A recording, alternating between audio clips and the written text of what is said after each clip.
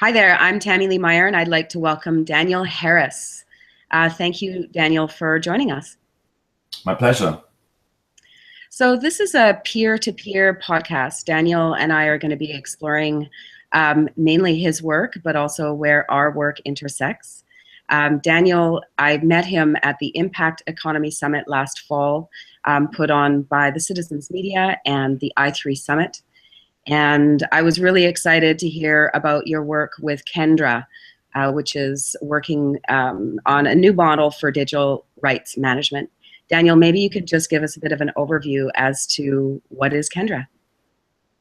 Okay, Kendra, in its current form, is looking at building an open protocol for the media industry to contain descriptions about media in terms of copyright, in terms of remuneration, and also business rules and business logic and transactions. So not only from consumer to the content owner, but also between content owners. I mean, it's a very gray area these days. We're all consumers and we're all creators, and so we've been investigating a lot about how sampling each other's creations and then using that to create new creations can work. And then how do we give credit to and pay people for the bit that we used when we get money. And so where did this start for you, Daniel? You know, you've been doing this for, what is it, 8, 9 years now? So where did this journey start for you? Kendra, the name started something like 98. It was a research project with a university and the company I was working with at the time. And that company was creating a digital jukebox. And so we worked with the university to look at distributing music and video over the internet. Kendra has morphed and changed over the years, but it's essentially kept that idea of how can we make creating and distributing and selling media, music, film, text, how can we make that, and photographs, how can we make that a much easier, fluid, and more profitable. And make it work for content creators, right? Sorry? And make it work for content creators. Absolutely. Yeah. How can we? So this has been a long time. I missed a decade. Sorry about that. 18 years. Okay. And it's been a battle or a struggle or a challenge for the music industry and content creators in particular for a really long time. So essentially you've been in this since it really started heating up in the late 90s. Yes. Interestingly enough, when we were building our digital jukebox, there was really only modems around, but obviously we were also an ISP, an internet service provider, and providing internet connections. And we foretold that within a few years there'd be massive piracy when people started getting ADSL, that's like permanent fast connections. Yes. It happened. Yes, it did. I don't like prophesizing. I really don't do that anymore. And but that was an interesting thing that happened. And yeah, I think I don't know if there'll be a similar kind of juncture like that. I think all I can see is opportunity now to make things better. Yes. And so one of the things, just to break it down a little bit, that I was inspired by about your work is that essentially you can take a song, break it into the different tracks that are in the song as stems. Stems, yeah. And then ascribe ascribe either value or an agreement to each artist that is participating in creating that track, and then have the digital rights follow through and carry if it's sampled or utilized in another instance. Is that correct? Yeah, I think one of the things that happens a lot when you go into post-production and you start mixing up a track, you start taking in samples from different places, is that the data around where those samples came from and who played what instrument gets lost. And so at the end, you have a bunch of sounds that don't have any of that data attached to them. That is changing. The latest Pro Tools version does have a lot of this built in, and there are also collaborative online digital audio workstations called DAWs, and there's one built by Omforce called Om Studio, and that has that assigning of rights built in because it's a collaborative system. But yeah, that's what we've done within Kendra is model that in a very generic way that isn't tied into a particular application. And what we want to see is all applications adopt the same protocol, in a sense, the same way of describing the people, the instruments, the rights, the splits, the samples. And once you've done that, then you can really build a very fluid system. What we started doing very recently is getting really frustrated with why people aren't really just jumping on this and really getting this idea, understanding this idea. And then we perhaps realized that, or we realized perhaps it was just too much of a jump. So what we're starting to do is take well-known kind of like products and upgrade them. And when I get a bit of time, I'm going to write down a description for what we're calling MIDI rights.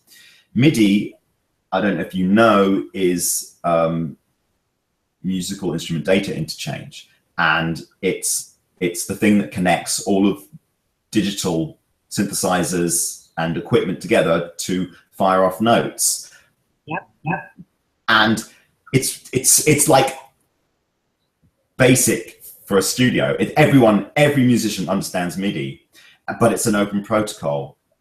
Yeah. So it's a great, you have open protocols, you use open protocols, you just don't know it. And so when we come along and say, we want to build an open protocol for media rights, it's like, I don't understand what you're talking. If we say MIDI rights, I think I understand what you mean now. That attached to every note, every sample, every stem, we will attach the rights and credits of who played it and who owns it. And so we're starting to play with, as a way of moving the message into a wider understanding. We're starting to, maybe if we start to use well-known terms and add bits onto them. And so I'm just about to build a kind of a embargoed press release, make it all a bit hush hush, send it out to loads of people, say we're going to release this. But Tammy, you're hearing it first. That's fantastic. Nothing like being on the inside. So maybe what you can do is do a bit of an overview as to how digital rights works now, and how Kendra, as you envisage it into the future, how it will be different. Yeah, interesting. I'll do that, but I would say just first off that I just see things as optimizing. Right.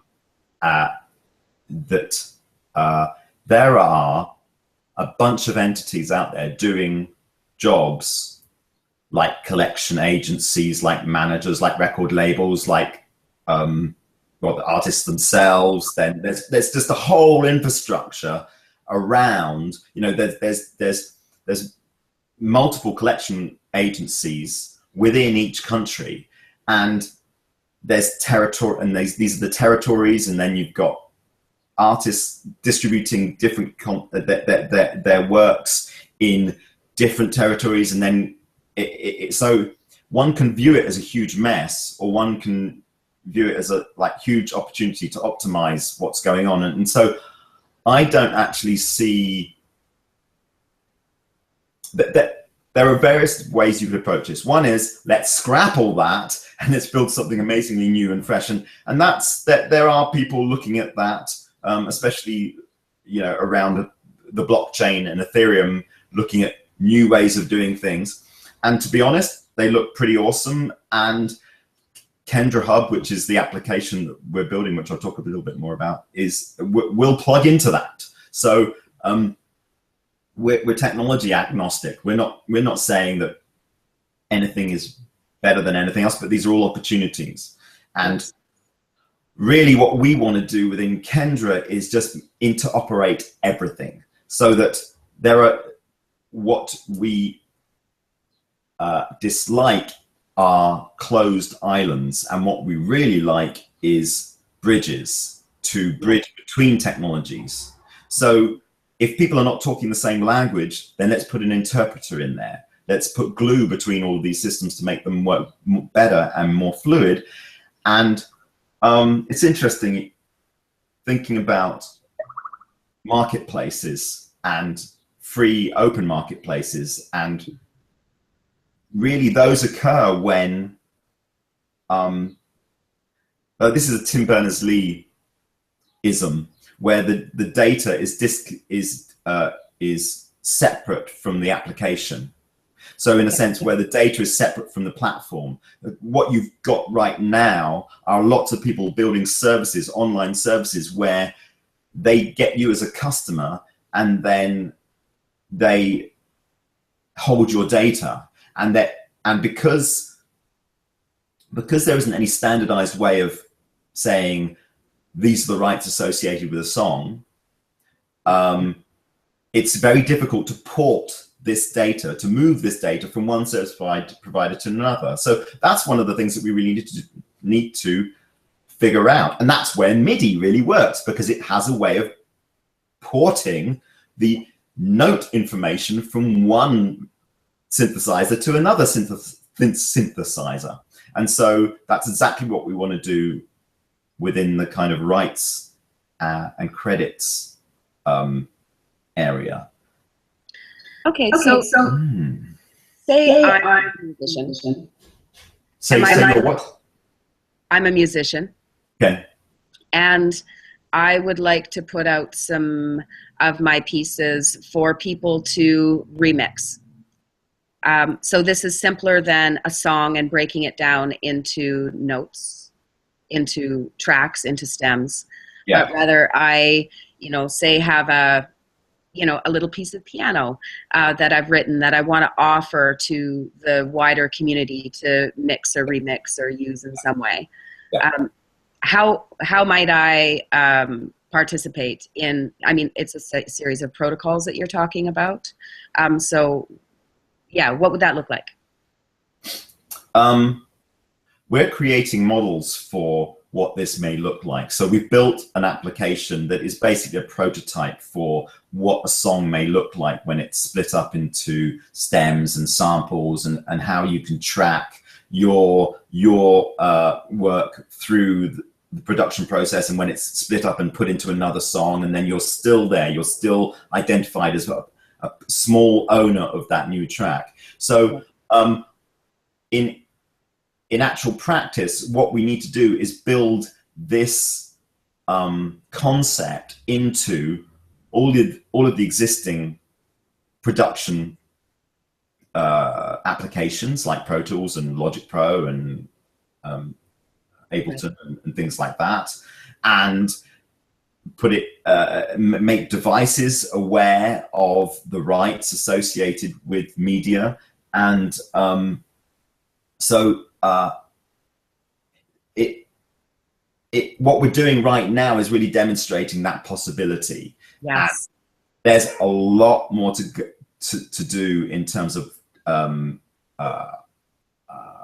development to make this a real solid thing. But interestingly, the people we're talking to, and we're talking to some big record labels and small record labels and artists and all manner of people doing all manner of things, and they all, when they understand what's happening, they're either doing this anyway. They're in their own way. They're doing this, and ultimately they just don't use the word open protocol. But that's essentially what we're talking about. Right. I think the word standard is when I've said standard, that's kind of understood a lot more. But yeah, it's definitely a question of language about how. So to really answer your question, there is not a live system at the moment. That this is in a sense a campaign to get something built, to get people to adopt a technology advancement that is in the same step what MIDI was to synthesizers, that in the same it will be what digital rights management is to. Yeah, it's another step of magnitude. When everything becomes tagged and is trackable and traceable through the production process, that hitherto has ripped out that information. Yes. Yeah. Well, what I love about that, Daniel, is the ability for artists to be able to, I mean, what I see and looking forward into it is that artists will be able to reap the benefits and rewards directly from their work. And one of the challenges that I see is how we separate artists, thinkers, musicians, anyone within copyright from their creations, using copyright law.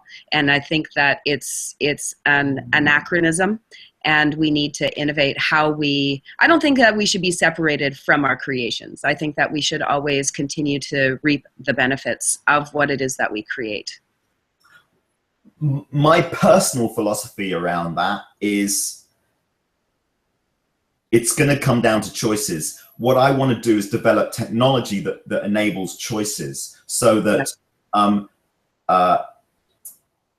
there is, I mean, even on the internet, even Tim Berners-Lee's invention or enhancement of existing inventions, because everything, was always an enhancement. These things are always enhancements. What did he do? He developed HTML, the how to build websites. So the World Wide Web, what we see today. It wasn't magic. It wasn't sort of just a discovery. It was an intention to build something that had a certain function. And I think that's really interesting when you talk to people about what is the internet and how does it work. It didn't just occur. There was an intention behind both the infrastructure of the underlying internet protocol, and then on top of that, the World Wide Web. These are all specific technologies that were built with intentions, and I kind of like that concept, because these are not just random happenings. Sure, there were lots of technologies out there that were potentials, and there are reasons why certain technologies pervaded, i.e. they were easily copyable or whatever. But anyway, that's a kind of side issue about how stuff gets built and then why stuff gets adopted. It's really interesting to play with to understand those kind of things, because just because you have a good technology doesn't mean it's going to survive.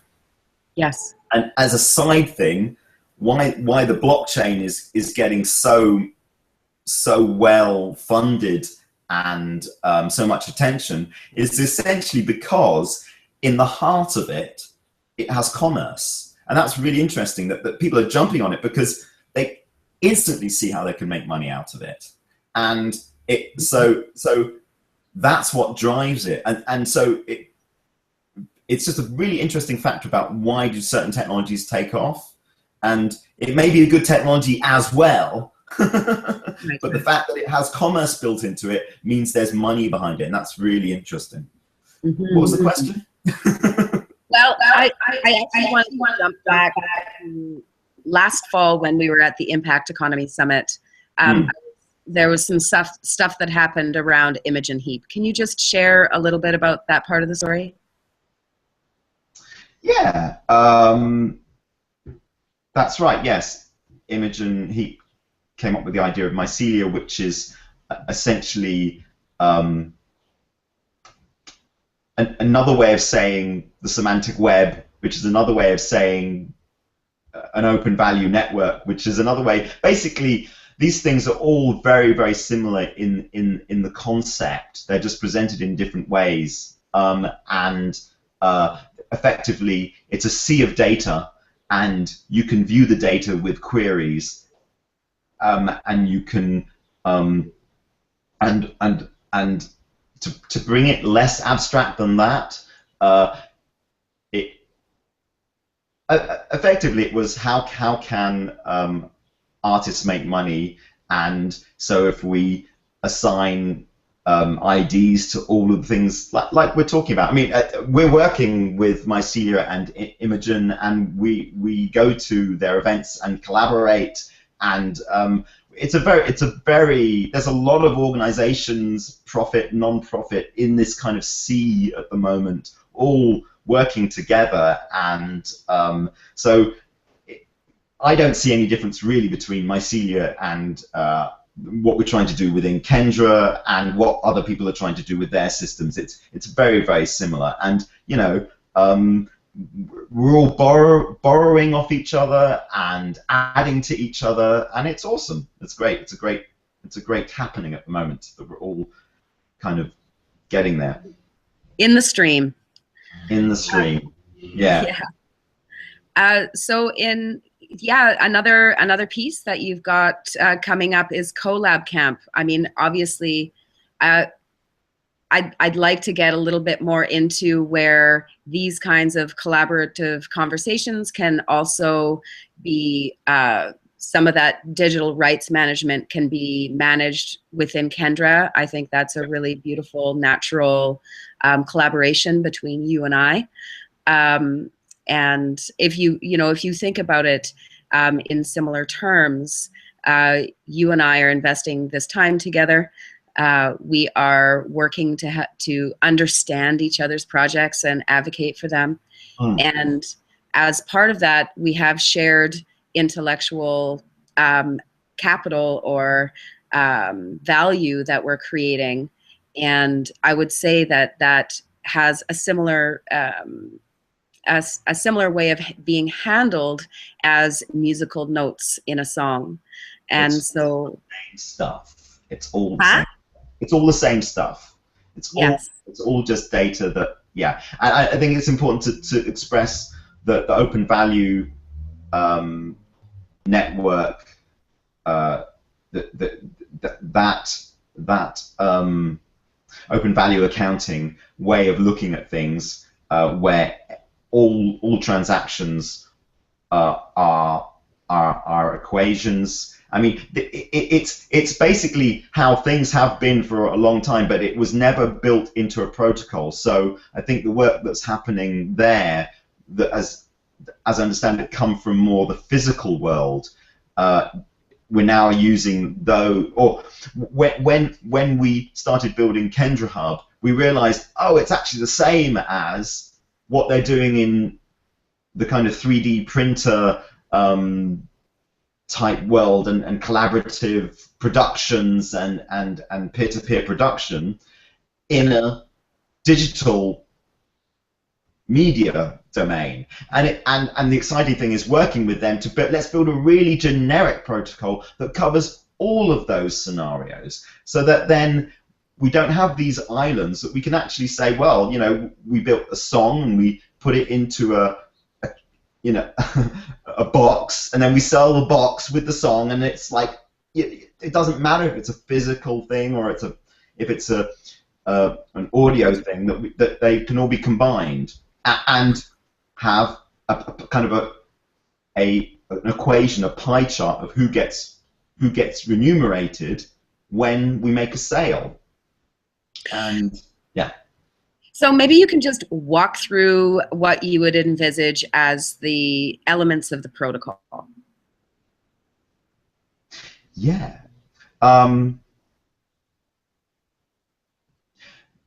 It's pretty simple in the sense of we need a way of describing these things, describing the articles, the assets. We need a way of describing transactions. We need the way of describing the rules around what is and isn't possible. Because we might say that you can this track is this song is only available to over 18s or whatever, you know, or only under 16s, you know, just like whatever, you know, you can make any rules, and that's what's exciting. And I think that's what we touched on in the kind of the market. That's what I wanted to say about marketplaces, is that there is within the technology of the internet, there is a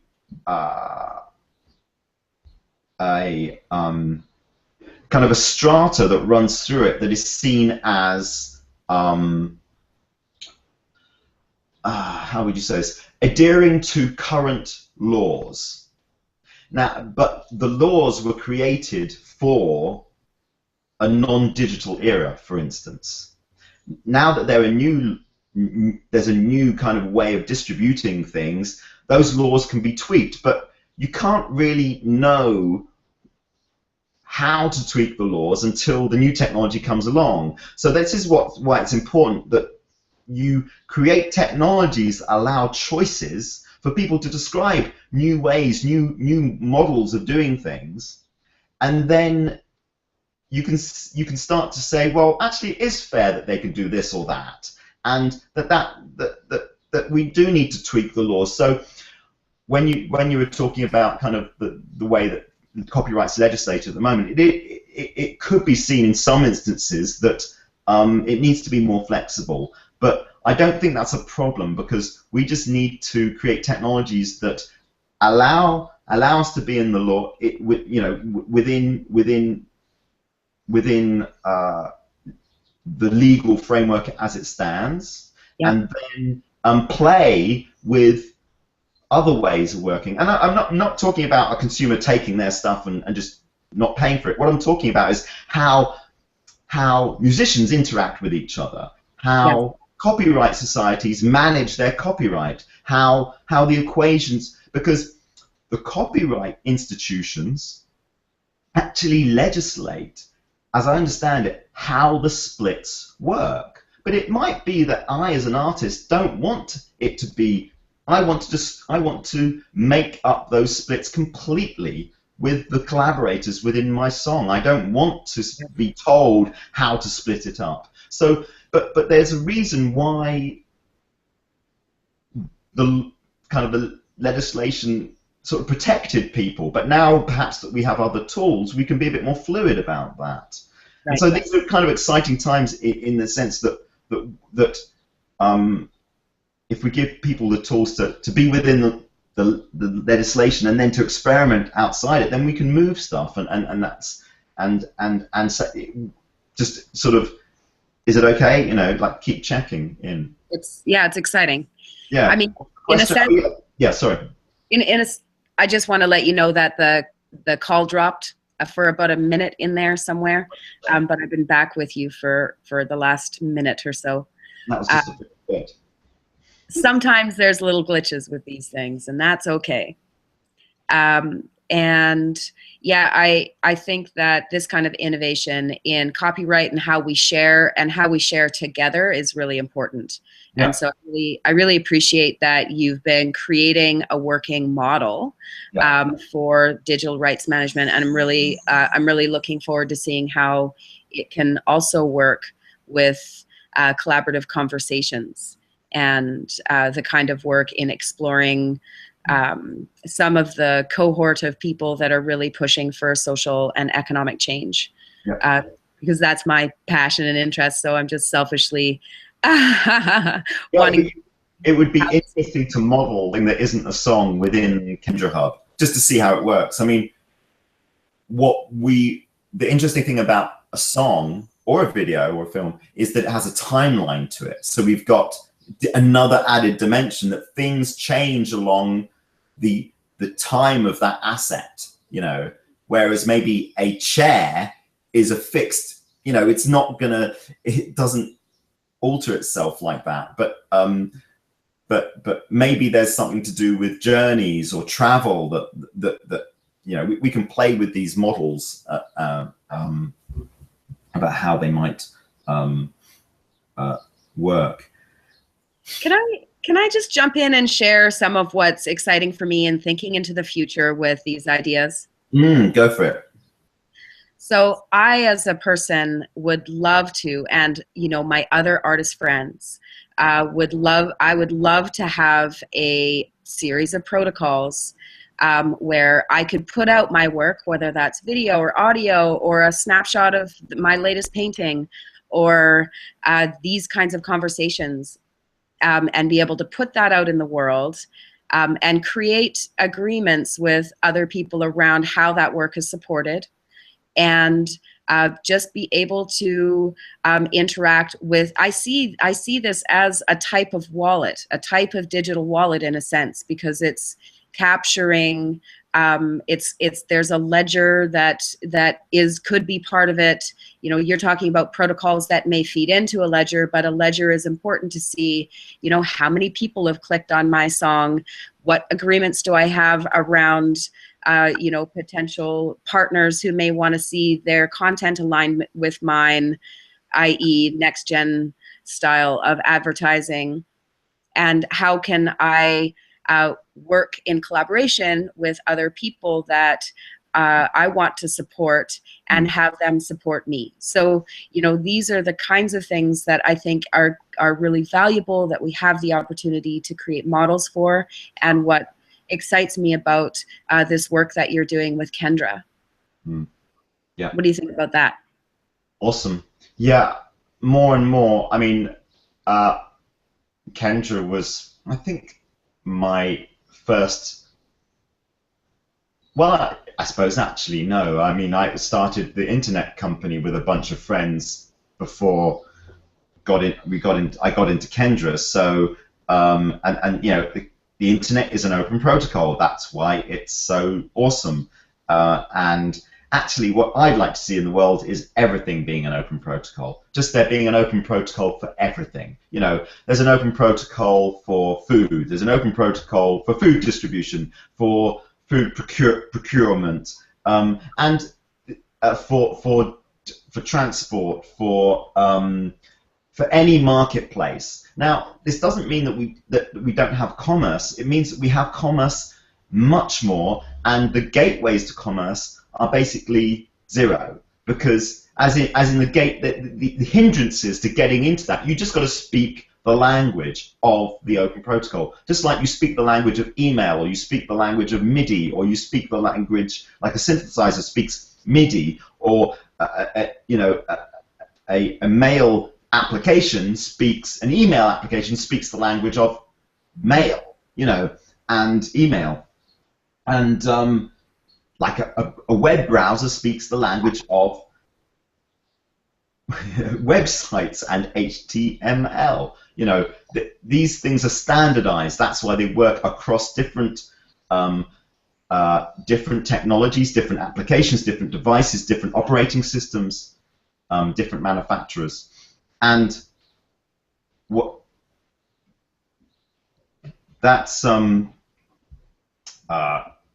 if that occurred across all devices, all then we would have a massively optimized world, a massively more efficient world, and that really excites me. And the first thing someone you tell that to is going to say is, well, there's a lot of people out there that don't want that to happen. Well, yes, maybe, but there's a lot of people out there that have also capitalized from the internet a lot more, and you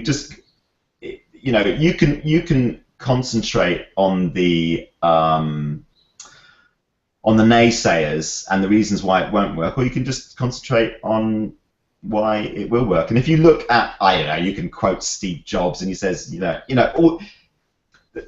thing is, what's interesting when it really comes down to it is,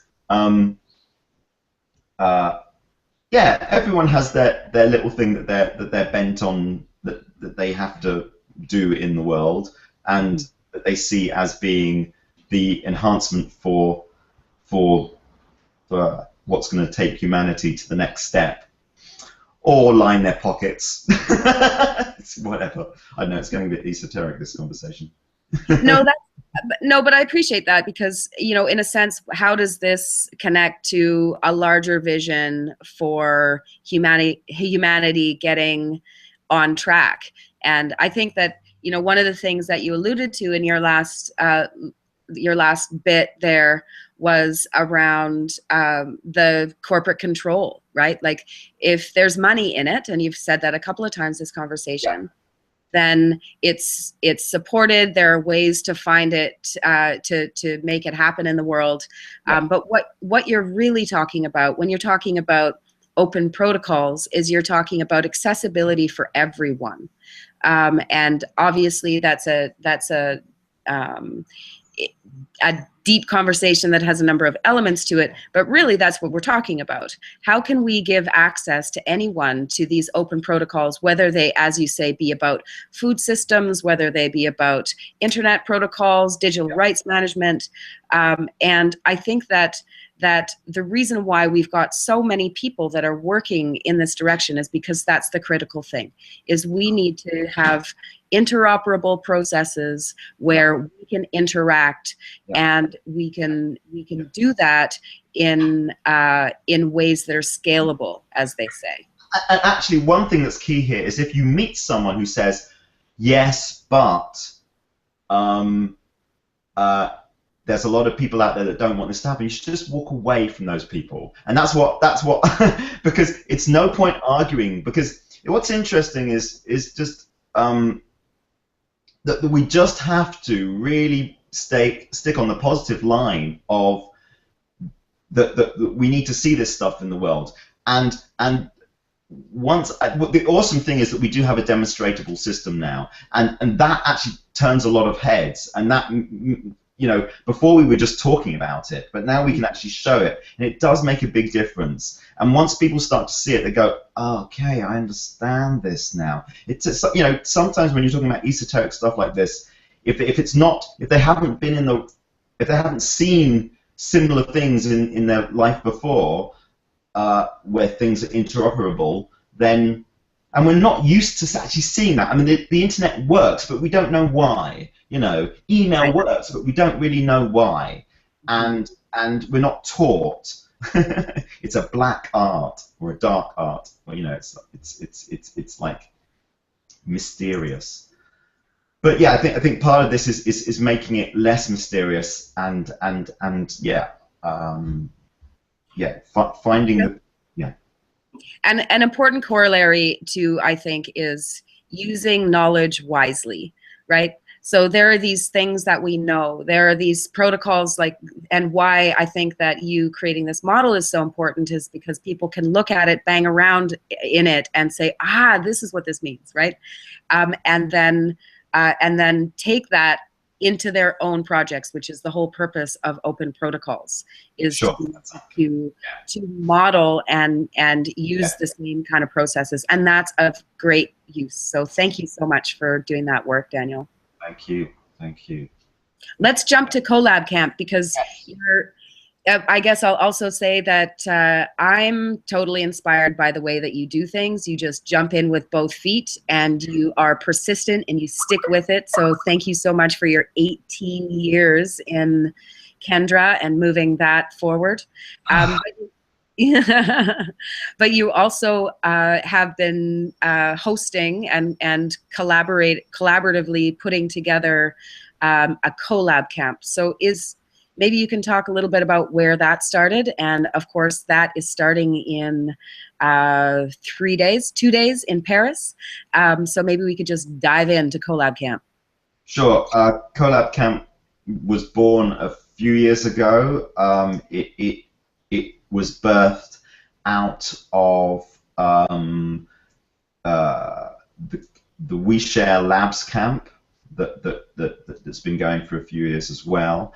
And what we wanted to do was take that concept and make it happen everywhere. What's that concept? That concept is a bunch of people coming together with different skills and different needs. So you'll get ideas people, you'll get people with coding skills, you'll get people with documentation skills, people with able to draw diagrams, business plans, financiers, people from we've had people from local councils come in and talk about their problems with software. And then people coming along with their dreams and desires. It's my dog, by the way, not yours. So there's a lot of differing people that come along. And what we do is we just say, I've got this project. I need a little bit of help in order to get to this next stage, or hey, I can build this kind of thing. Does anybody need this kind of thing? So it's really very mesh-like and very open cafe style in terms of how it works. And sometimes we go very much into building something. Sometimes we build a dragon out of wood, and then we have had artists there, and then we burn the dragons. Sometimes we look at building diagrams for global cooperatives. We look at people's existing systems for democratic voting, and we talk about how can we enhance them. So it's really interesting. It's never the same, and it just depends on the people there. And I think ideally, our dream, because there's a lot of us that work quite hard to make it happen. And by the way, they're always free, and we never have a budget. And so all the venues are supplied at no cost to us. And we create an environment where we can also have some quite philosophical discussions about happiness, or how can we measure that, or whatever. But it does vary. There's a few videos on the CollabCamp YouTube and what goes on, and the Facebook group as well.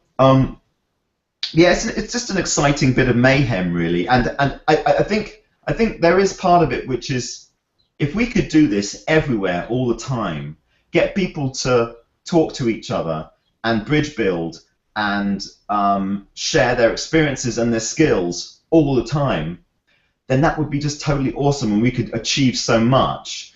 Yes. And by the way, there's a lot of this is not a conference where we have people speaking at us.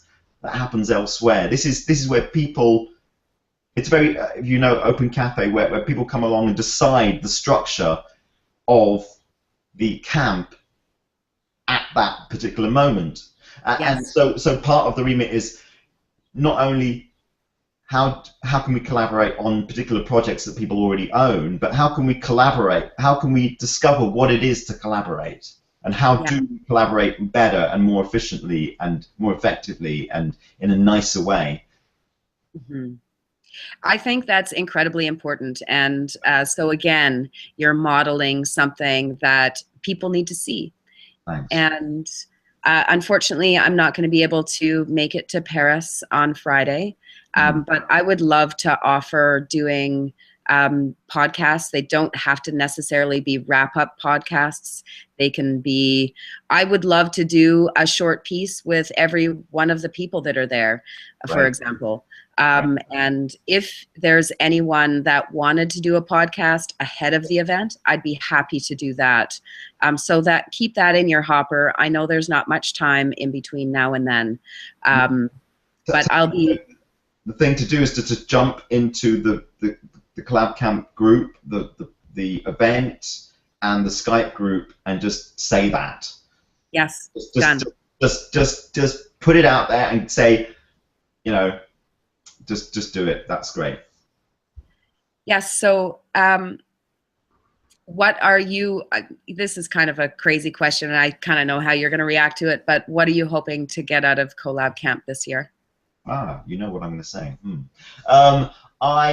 I've got a lot of things on my agenda, and that really, it's not really about CollabCamp. It's more just about what am I focusing on in my life at the moment, in terms of this kind of area. And well, my main projects are Kendra, Freewheelers, which is a ride-sharing organization, and World Peace Now, which is looking at how we bring about world peace through protocols and cooperation. And what's really interesting is generally when I talk to people, they kind of, I can fit them into one of those slots. Oh,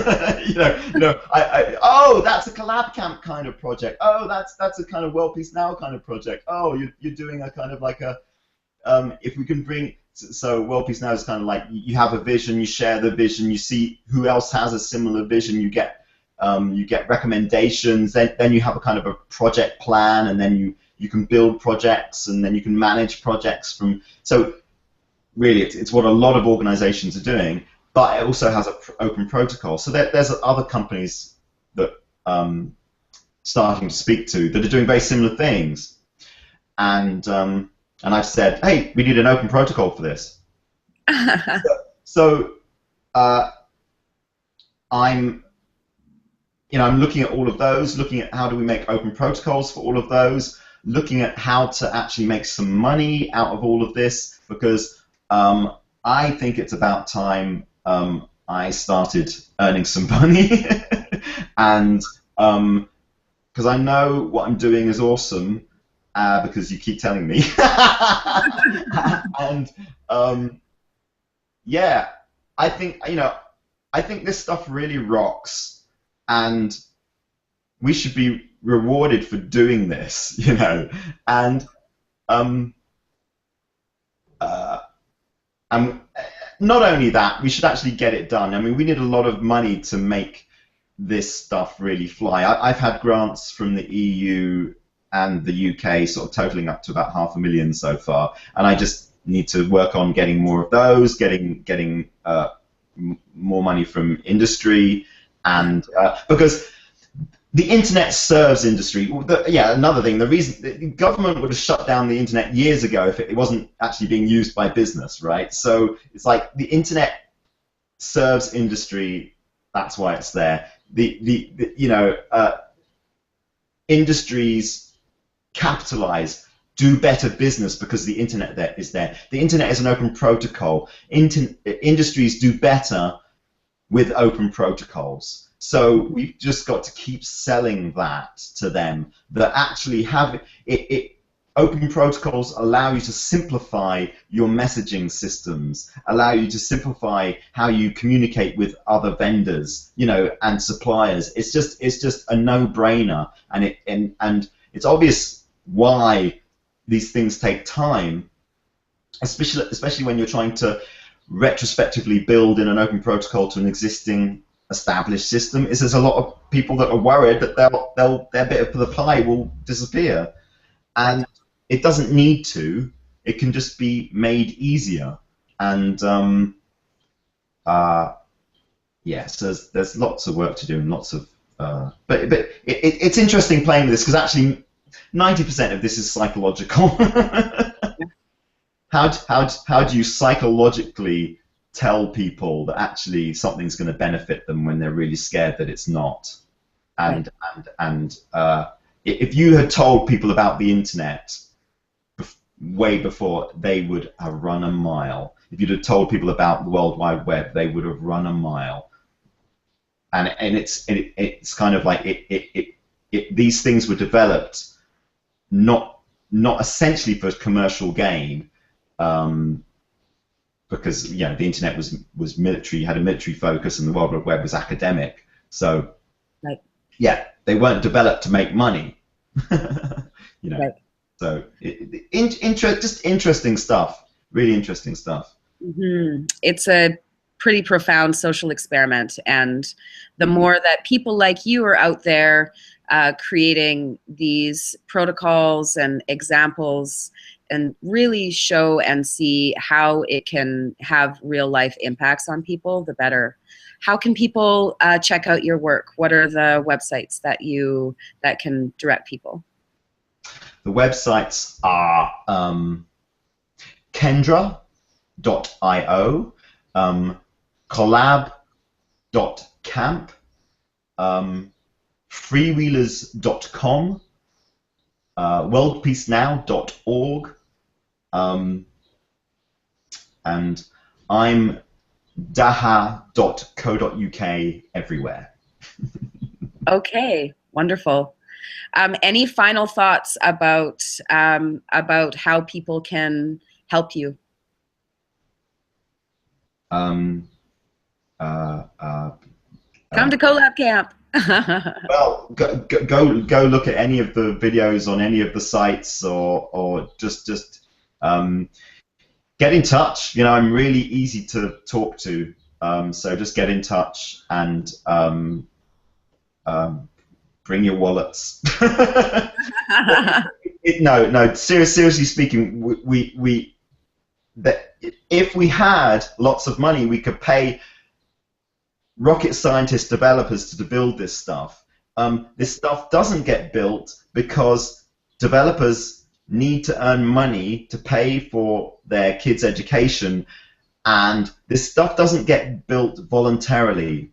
This stuff has to be paid for. The internet, was built by specialists who were being paid by the government and military to do it. Tim Berners-Lee was employed by CERN. This stuff doesn't always get built by people on no money. So yeah, that cash needs to be found somewhere, and from government, from industry, from philanthropists, and or developers who want to play. And yeah, we have some of those, and we can always do with more. So wonderful. If you like the vision of a world of protocols, let's do it. Wonderful. Daniel Harris, thank you so much for the work that you do in the world, and I, for one, am going to support you as best that I can. Thank you. Cheers.